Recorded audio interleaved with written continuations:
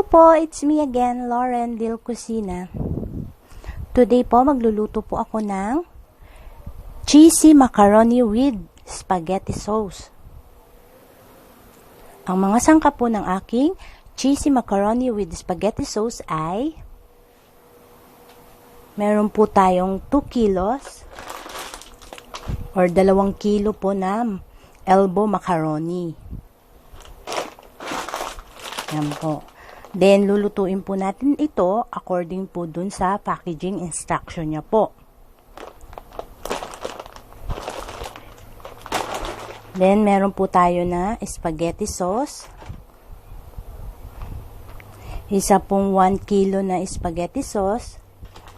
Then, meron din po tayong 560 grams na spaghetti sauce. Kulang-kulang 1 kilo, 1 and 1/2 kilo po yung ating spaghetti sauce na gagamitin. Then, gagamit din po tayo ng ketchup. Ang ketchup po natin is 567 grams. Ketchup. And maglalagay din po tayo ng all-purpose cream. Then, yung ating po quick melt na cheese. Yan. Isang box. 185 grams. Then, pambudbud po natin sa ibabaw. Ayan, ito po, cheese din po. Then, gagamit po tayo ng ating bawang. Yung bawang natin, 2 ulo po ng bawang. Binalatan ko. Ito po yan. Then, hihiwain natin maliliit yan. Yung pino. Then, sibuyas po. 3. Pulang sibuyas 3. Red bell pepper at saka isang green bell pepper po. Then, isang carrot. Ayan. Tapos, ang ating ground pork. 1 kilo po yung ating ground pork na gagamitin. Then, meron din po tayong pork hotdog. Pork din po ang nito, pork hotdog. Yan, 6 pieces po. Jumbo po ang size niya. Or 320 grams po ang niya. Yun. Ngayon, kung ayaw nyo po yan, pwede nyo pong palitan, lagyan po ng chicken. Or, pwede rin po yung yung pula or red na hotdog. Nasa sa inyo po yung kung ano po yung gusto nyong i-alternate na sahog po. Dito po sa cheesy macaroni with spaghetti sauce. Ayan po. Mag-start na po tayo magluto. Ayan po, luto na po yung ating elbow macaroni. Hanggang maubos natin yung ating carrot. Ayan. Magiging ganyan po yung texture ng ating carrots na ilalagay. Para kahit po mga bata makakakain po nila. Ayan.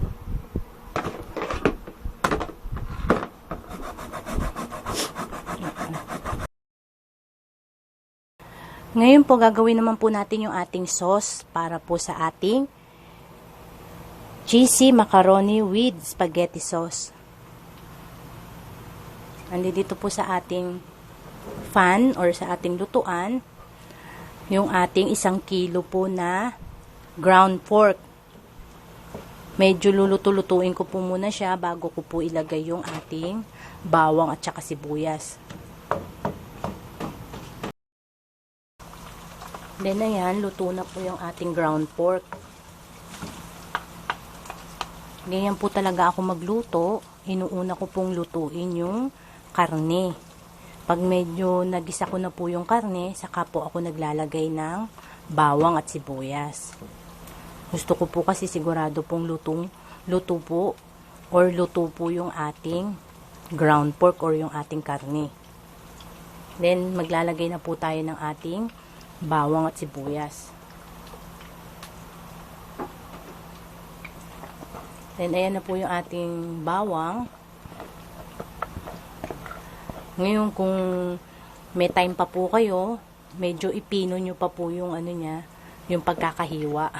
Yun sa akin po medyo ano po medyo malalaki pa po. So, kung may time po kayo, mas pinuhin nyo pa po yun. Extra effort po yun. Ayan, nailagay na natin yung ating bawang.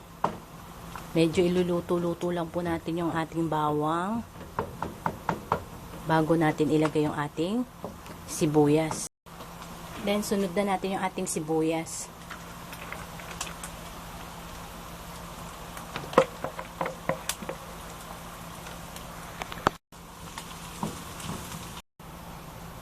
Then, maglalagay tayo ng ating iodized salt or sea salt, yan. Then, ang ating ground black pepper. Yan, kayo na rin po ang magtansya kung ano po yung dami po ng gusto nyong ilagay na spices. Then, haluin na po natin together kasama po yung ating ground pork.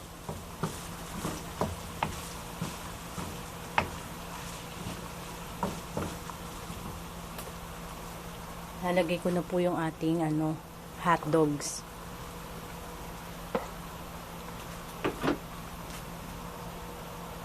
Haluin po natin.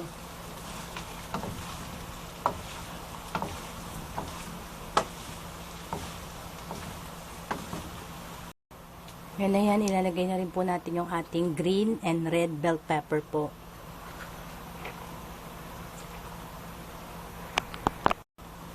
Then yung ating carrots. Yan, lagay na rin natin yung carrots na.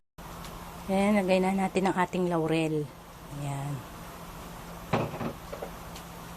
Medyo ilagay natin sa ilalim yung ating laurel.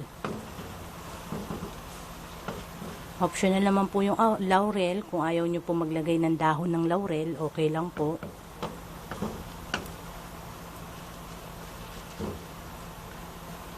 Kami po kasi dito sa bahay, gusto po namin yung aroma o yung amoy ng laurel. Lagay na rin natin yung ating ketchup. Ayan,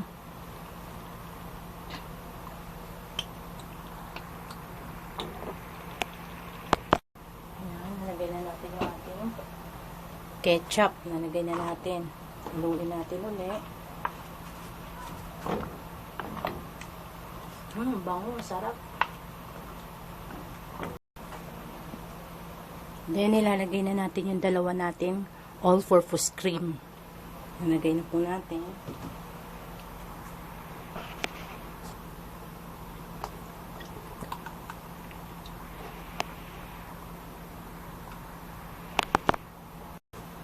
Then, yung isa, nalagay din natin. And, haluin natin.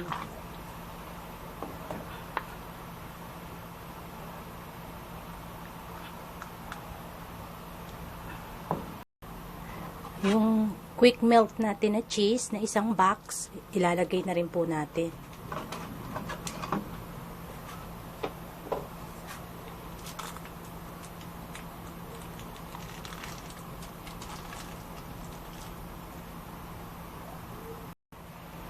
Then, ayan, maglalagay tayo ulit ng ating iodized salt.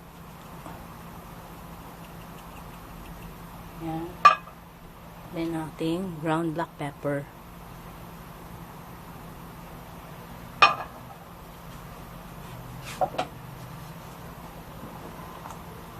Lagay din po tayo ng sugar.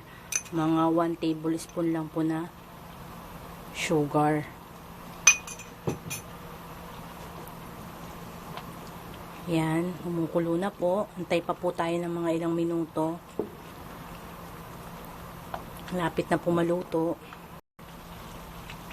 Ayan po, luto na po ang ating sauce. I-off na po natin yung ating stove. Then, paghahaluin na po natin yung ating elbow macaroni tsaka yung sauce natin. Then, serve na po. Then, ayan na po yung ating noodles na sinet aside po kanina. Then, nahalo po natin yung ating sauce na ginawa. Or niluto natin na sauce.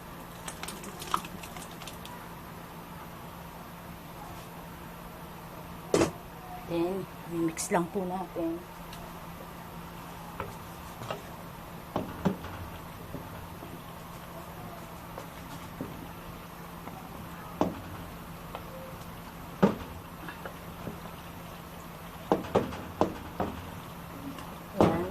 Haluin lang po natin hanggang magpantay po yung sauce natin sa ating elbow macaroni.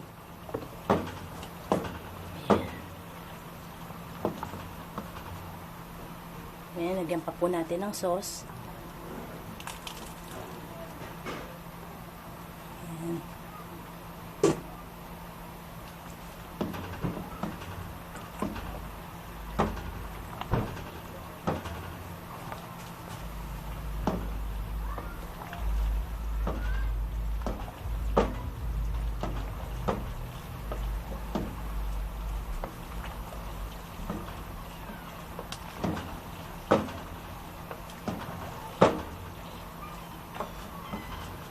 Dagdagan pa po natin ng sauce para mamaya po pag medyo nag-cool down po yung ating macaroni na nilagyan natin ng sauce, sisip-sip po yung lasa ng ating sauce sa ating macaroni. Cool down lang po natin yan, then ready to serve na po. In the meantime, maghahanda po tayo ng isang lagayan po para mailipat natin tong ating macaroni.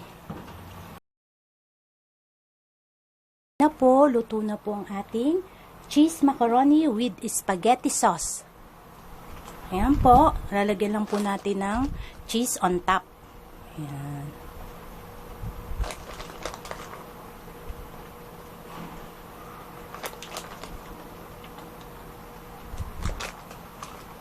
Then, ayan po, ready na po para sa ating merienda. Thank you for watching Lauren Lil Cucina. Thank you po. Then, ayan, titikman po natin yung ating niluto.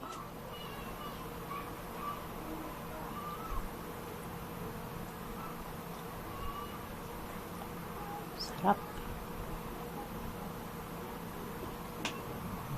Lagyan natin ng cheese. Wow, ang sarap.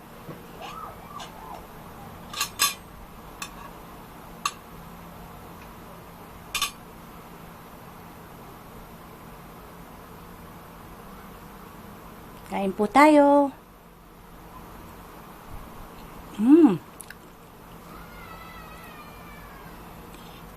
Sarap. Ang sarap po.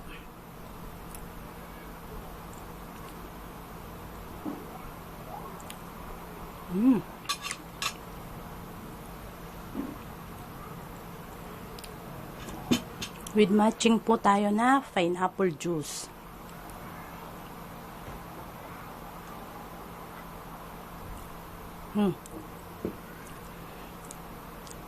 Salamat po ulit. Hanggang sa muli po. Bye-bye.